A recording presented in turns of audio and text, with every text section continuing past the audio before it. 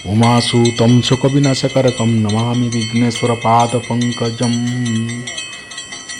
चंडीखोलर महाविनायक मंदिर रे आम जा पहुँची गलु। मु प्रथम थर देखिली महाविनायक मंदिर बढ़िया है। पहाड़ तले बढ़िया है मंदिरटी। ये आमर वीरेंद्र बाबू फोटो उठाऊँच हिंदोलर। आम हिंदोल आमर स्टाफ चाषी भाई सहित जाइलु। आम बापू ये फोटो उठार भी लगी जाइछू। आमर यूनिफॉर्म आम यूनिफॉर्म रे जाइछू। सार्टा यूनिफॉर्म पैंट यूनिफॉर्म है। एठी महाविनायक गणेश परिडा बाबू आमर ये आमर स्टाफ परिडा बाबू मुरली बाबू ये सी पैकेट रे मोबाइल पुरेले मुरली सामल आलू सिंह नवकिशोरपुर पंचायत सी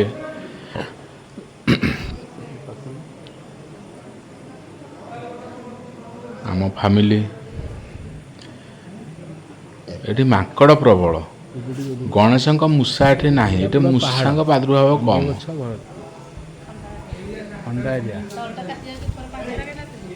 मूषा नाही एठी आडा हूँ माकड़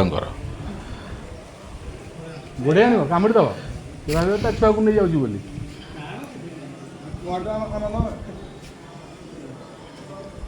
एठी गोछी बाबू माकड़ को मत तड़ी आम माकड़ ये आम संजय झी संजय ये डाके डाके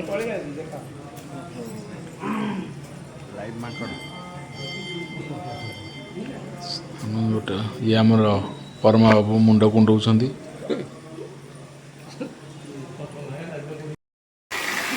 एठी तो पानी ऊपर बोधे पड़ू पूरा पहाड़ रू पानीटा चली पहाड़ रू बोधे पानीटा पड़ू। मुझे जहाँ अनुमान कली पहाड़ पानी ये पानी तो नौ लोक पिया पी करने को। चलो जीवा जगहटा भल है बढ़िया लगला। पिकनिक करने को भी जगहटा बढ़िया।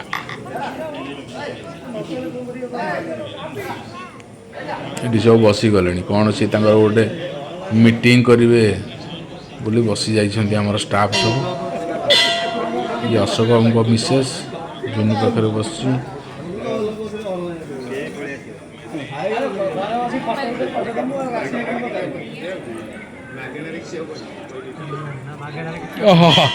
ये चलती संजय मिसेस झील को धरिकी बस नेपाल बाबू से पछपटे बस गामुछा पकई वीरेंद्र बाबू तांका पछपटे साइड रे बस नेपाल बाबू अशोक बाबू छिड़ा होमर। ये बहुत वर्ष हो गला क्या चिन्ह हेबन हेले कहीदे टे मन पड़ी हाँ ये नेपाल बाबू अशोक बाबू बोली। आम तो प्राय बुलाबुली कर जुआड़े टूर रे गले ये देखो माकड़ पानी से नौ पानी पीवा को टे कहू ना राज चली से कौट बसी माकड़ देख से छिड़ा बसिकी डेइबे पानी को से चल पानी कुंड रे पानी सब ये आइसक्रीम टे खाली माकड़ गोड़े आसमको दियो बोली पानी रे पइला डेला माकड़ डेउछन बढ़िया रे माकड़ डे पड़ा भल बागे डेउछन बुड़ी अच्छी ना उठिला मो रे से बुड़ी के एठे बाहर गाधे बढ़िया है। पानी पीवाई नहीं जाऊँ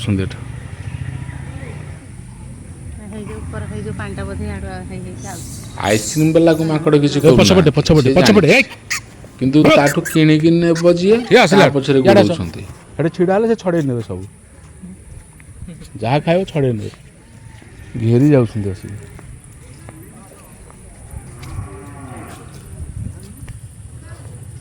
घेरी जाउछंती माकड़।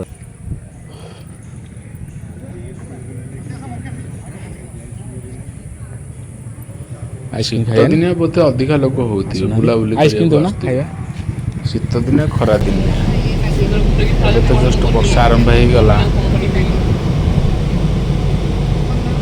ଏଇଟା ଗୋଟେ ମନ୍ଦିର ଦେଖ ତା ମନ୍ଦିରରେ ପୂଜା ହେଇନି ରଥଯାତ୍ରାକୁ ବୋଧେ ଇଏ କରିବେ ମହାବିନାୟକ ଆଉ। ଫେରିଲା ବେଳକୁ ଏଇ ଗୋଟେ 2 କିଲୋମିଟର କି 3 କିଲୋମିଟର ମହାବିନାୟକ ପାଖରେ ମନ୍ଦିରଟା। ଫେରିଲା ପରେ ବାଁ ପଟକୁ ପଡୁଛି ଏ ମନ୍ଦିରଟା।